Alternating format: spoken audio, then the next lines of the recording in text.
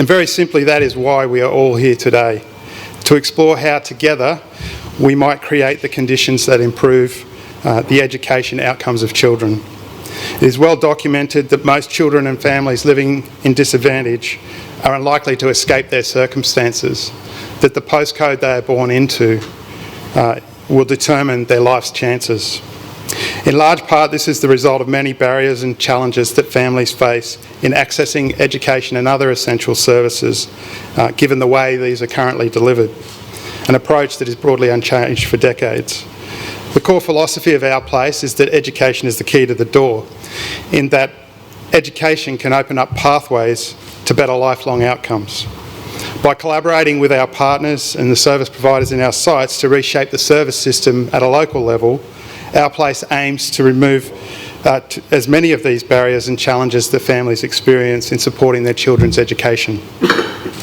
We know that adopting an approach that truly puts children and families at the centre of how services, including education, are delivered is the way we can significantly increase the chance for improved life outcomes.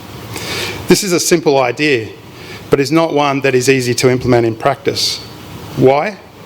Because it requires organisations and leaders to be open to different ways of working, to working across boundaries with a holistic mindset, to valuing and supporting the services and support and roles of other organisations. It requires leaders and practitioners to adopt a willingness and appetite to collaborate. And it requires organisations to provide the authorisation to set aside or overcome organisational norms, practices and ways of working that make it difficult and often even impossible for vulnerable children and families to access the support they need when they need it.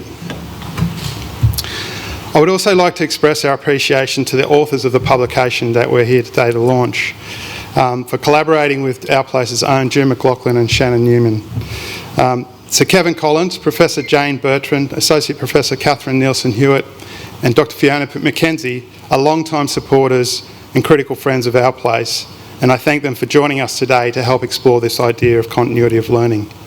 It is an idea that seeks to place children at the centre of thinking about what helps them to succeed in their education, removing as many barriers and challenges as possible for children so that their experience from early learning into school is as seamless and supporting of their learning as possible.